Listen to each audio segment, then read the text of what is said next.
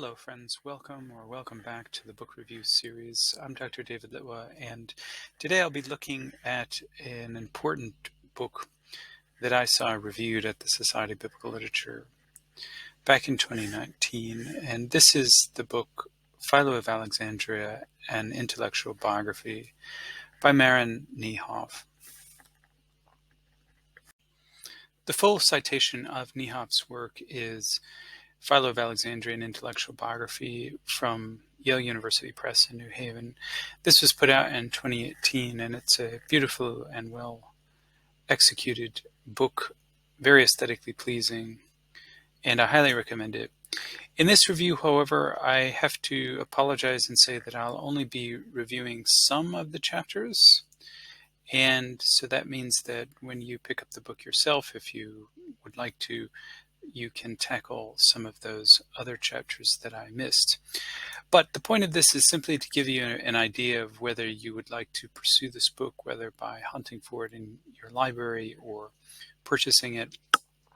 I appreciate everybody's time. Let's begin.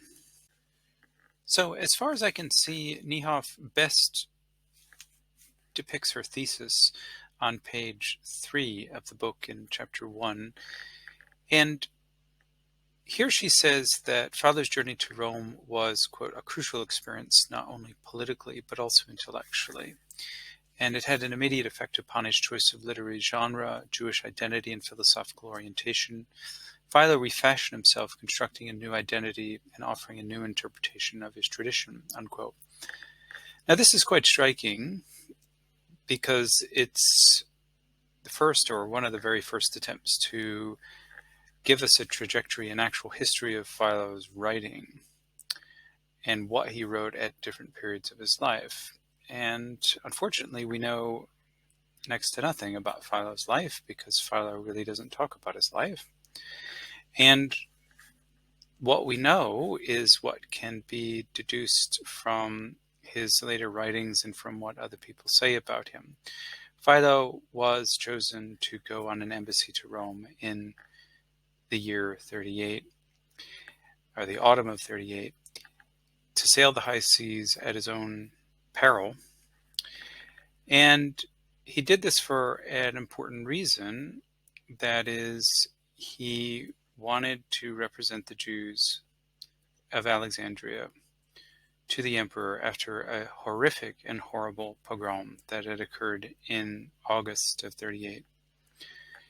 And it is definitely true, I think, that this would have changed him in terms of his dispositions and of what he thought was important for life.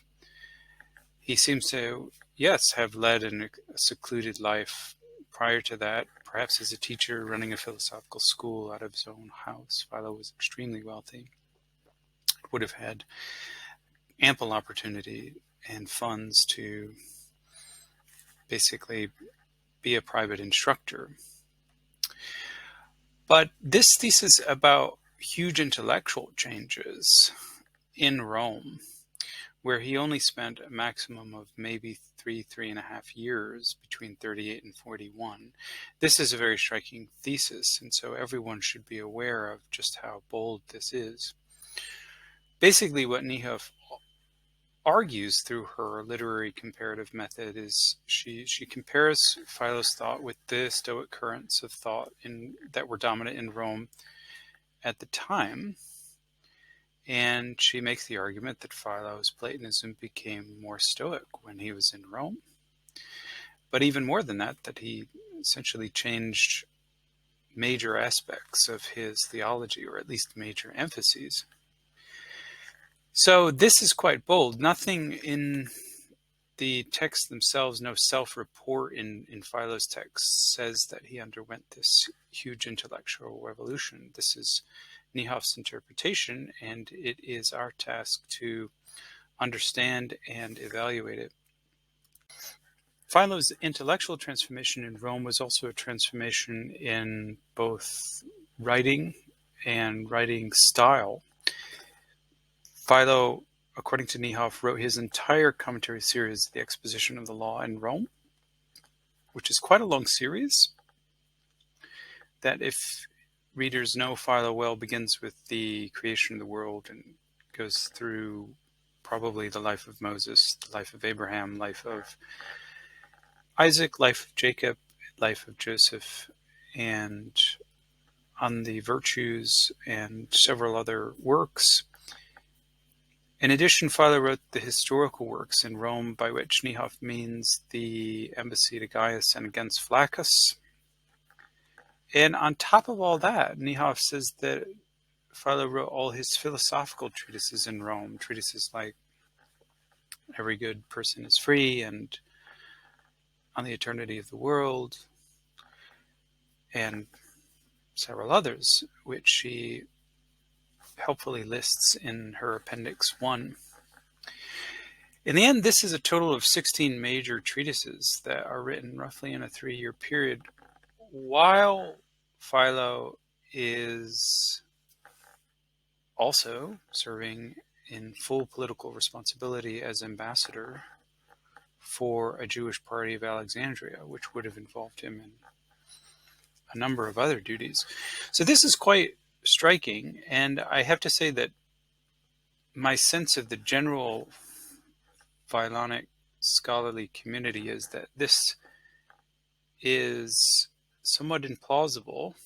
Of course, it's not impossible that someone would go on a writing spree and be able to write, say 5 or 6 lengthy treatises a year. It's not impossible, but is it likely that Philo did all this work in this very concentrated period in Rome when he had all these other political duties? Well, the fact is we don't know, but this is what Niehoff says, and I think generally it doesn't seem very plausible to me. But one has to make this decision for oneself, so I encourage everyone to give it a thorough. Okay, so let's deal with the basic structure of the book. The book is divided into 3 parts. Part 1, Philo as ambassador in Rome, and Philo as ambassador and author in Rome, this is really an exposition of the historical writings, mostly the embassy to Gaius and against Flaccus. In part 2, Philo's exposition in a Roman context talks, as it says, about the treatises in the exposition of the law and sets them in a Roman context. And then finally, going back in time, part 3, the young Philo among Alexandrian Jews, this treats developments and theological emphases in the allegorical commentary. And then finally, there's a very short 3-page epilogue. Again, I won't be going through every one of the individual chapters. That would take quite some time, so I will be skipping to the chapters which are of interest and concern to me. Fair warning, when you pick up the book, feel free to read the other chapters and let me know what you think. Let's begin with chapter 4, Roman Philosophy and the Jews. As in all my book reviews and in any book review, one can only hit the main points here. And this is exactly what Niehoff herself does, as she basically provides a survey of Roman philosophy at the time, that is the early first century CE, right around the time of Jesus. And she covers themes that include human rationality, understandings of divine providence, God's care for the world, understandings of creation and conflagration, and of human freedom. And I want to talk a little bit more about Philo's particular take on conflagration, because Niehoff has some nice insights and emphases here. Conflagration was and is held to be a Stoic theory of the world and how it perdures in time. The world is eternal, but it is cyclically burned up in a kind of intellectual fire. And this had some implications. Remember that Niehoff wants to say that Philo is going in a Stoic direction. So it's quite interesting that when Philo writes against conflagration. He's not going in a Stoic direction. And Philo's main treatment of the topic is in The Eternity of the World, which Niehoff says was written in Rome. But as she points out, even in the allegorical commentary in the book Heir of Divine Things, Who is the Heir, Philo talks about conflagration as a miracle mongery, or a marvel monger's tale. And just to deal with Philo's arguments, this is partially a quote from Niehoff. Quote, "If numerous worlds were created and then destroyed, the Creator God cannot be perfectly good and omnipotent, because he would either create imperfect worlds or repeat identical creations without any apparent benefit." Unquote. And this seems, in other words, to be a very inefficient way to create. The notion of conflagration, said Philo, denies divine providence and could imply the death of the demiurge. I think probably this is probably not a fair estimation of conflagration. The Creator is, in the Stoic worldview, not separate from the world, and so as the Creator is absorbing everything into his own intellectual fire, he isn't dying. But from Philo's perspective, where you have a separate Creator standing over the world and building it, when you see everything balled up in fire, that would worry him, to be sure. Whether or not it denies divine providence is, of course, a question of whether you see the conflagration as a source of providence. I think Stoics thought of it as a kind of purification of the world, which needed some house cleaning every once in a while. But from Philo's perspective, yes, it seemed very inefficient way to proceed and indicated a lack of care for the world. Chapter 5, Creation, Theology and Monotheism, is really important from my perspective and really makes one of Niehoff's central points, which is that Philo nuanced his early transcendent approach. That is, formally in his younger period, his younger days at Alexandria, he really emphasized the more transcendent aspects of God. God was unknowable, beyond this world, inaccessible, and so on. When he got to Rome, apparently he advocated more immanent views of God by highlighting motifs from the Timaeus, where we see an independent demiurge. And this move, says Niehoff, was highly congenial to contemporary Roman Stoicism. She says Philo recognized creation as a basis of monotheism by advocating a creator whose nature could be grasped by human senses, and one could essentially have a clockmaker God argument where you understand the Creator from the creation. And that wasn't his emphasis in Alexandria, where nature wasn't a clear mirror into the Godhead. It was a highly distorted mirror, and we never really get to know God from things of nature. So this would be a tremendous theological change in Philo if it could be proved that Philo was really consistent in making this change. And the question is whether he really did make this change or simply altered some of his emphases in an attempt to communicate with a different audience. Chapter 6 is called Character and History in the Lives of the Biblical Forefathers. And in this chapter, Philo, according to Niehoff, was the first author, quite striking, to use biographies for broader moral, cultural, and religious purposes, unquote. In other words, he only started writing biographies in Rome because this was a Roman, supposedly a genre favored by the Romans, which allowed Philo to adapt it apologetically in order to support his local Jewish heroes as examples of virtue and as worthy of emulation. And I guess the major problem here is whether this emphasis on biography or this use of biography is really distinctive to the Roman scene. I would think it's not, and that Philo could have wrote these biographies in Alexandria as well. At any rate, Niehoff covers the life of Moses in some depth, with shorter discussions of the life of Joseph and a very short discussion of the life of Abraham. So those interested in Philo as biographer will benefit from this chapter very much. Skipping to chapter 10, this is Philo in his younger Alexandrian phase, according to Niehoff.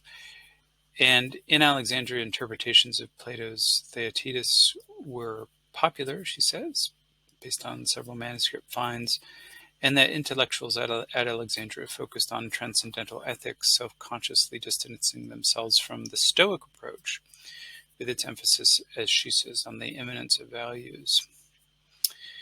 And here, according to Niehoff, Philo wrote his allegorical commentary, which is his deep, rich, intertextual, highly focused and spiritual commentary on Genesis 2 going up through 18, I believe.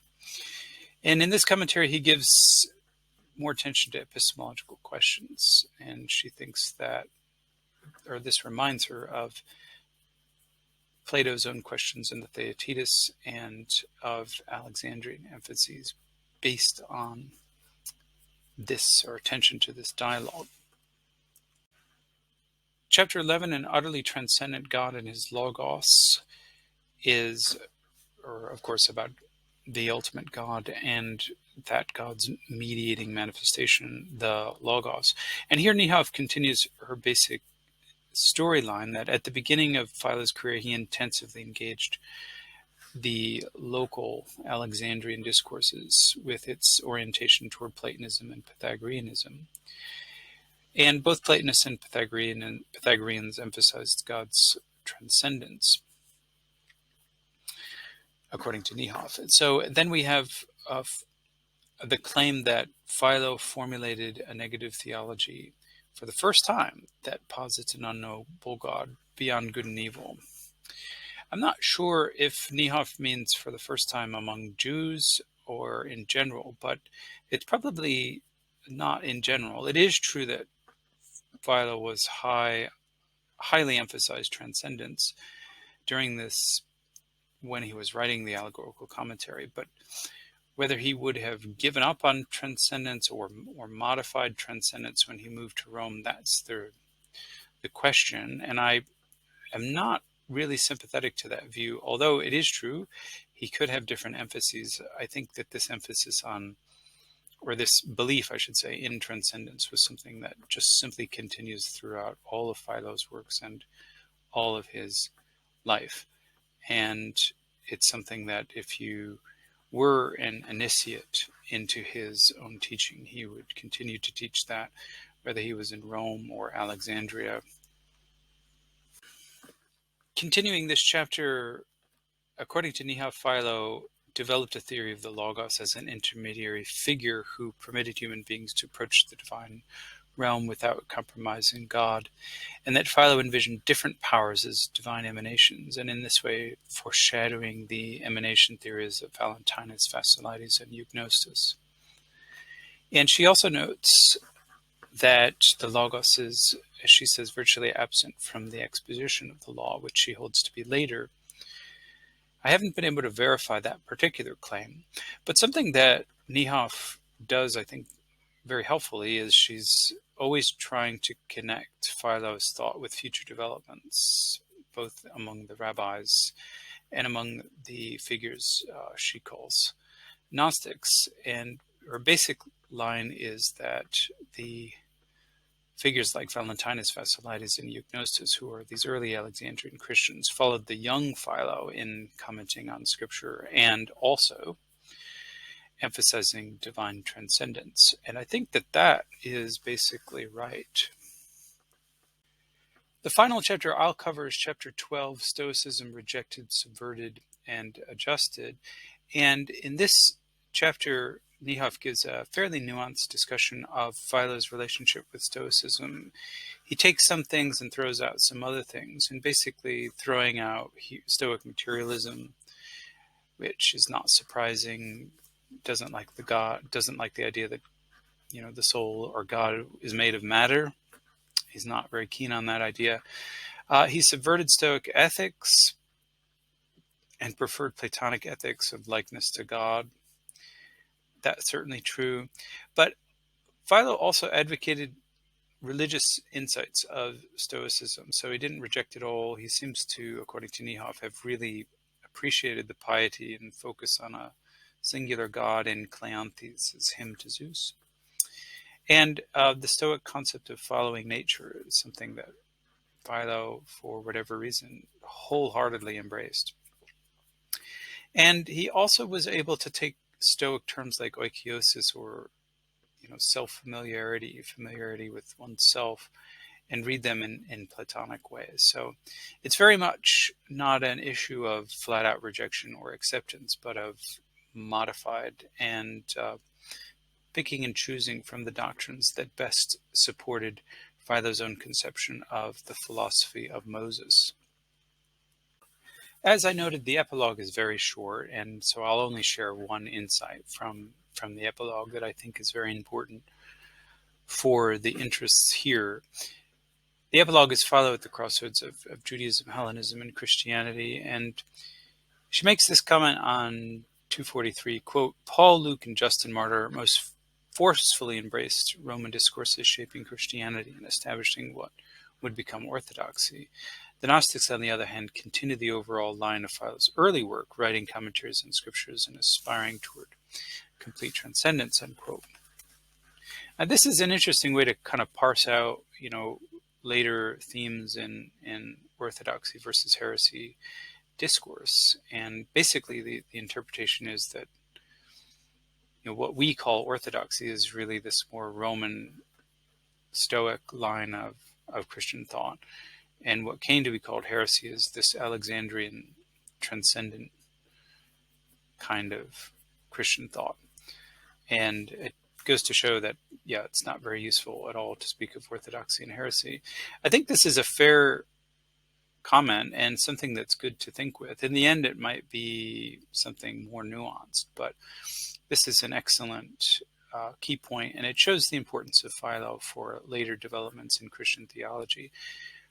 Christians in Alexandria hardly invented the wheel. They took major themes and tendencies from Philo's works, whether we think that they read Philo or not, and I think that they probably did. So in sum, this is a great book, and at least good to think with, even if we can't agree with every point made, and we have to, in many ways, be a bit more cautious about making bold claims about what Philo wrote and when and where. But overall, I'd say this book is very helpful for, centering Philo in terms of the study of ancient philosophy and of Christianity. And because of that, we can benefit tremendously. The one thing remaining is to thank you and everybody for coming along. Really appreciate it. I hope these book reviews are helpful. Again, it's my mission to make academic books a bit more accessible and simply known among a more popular audience who may not ever get the chance to see them in popular bookstores and online. So this is hopefully use to you and gives you a sense for what the real scholarly discourses, the careful scholarly work, what kind of work is being done. And I really hope that everyone will seriously consider looking deeper into Philo in particular and getting the best of all research on Philo, because it is there. It may not be well communicated, but we need to be especially careful with Philo to read him well and in context, and with all the scholarly tools and learning at our disposal. Thank you again, and take care.